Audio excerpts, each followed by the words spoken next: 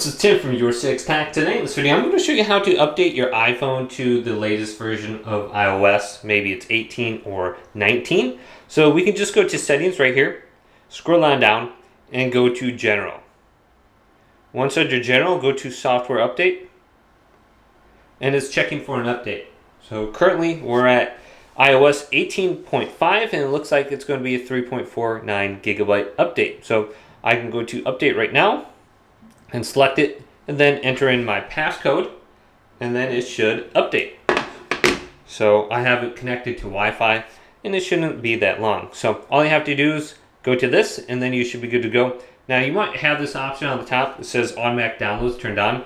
So my phone didn't automatically download, so even if you have this turned on, you might want to still double check this. So hopefully this video did indeed help you out. If it did, leave it a big thumbs up, and subscribe to my channel down below.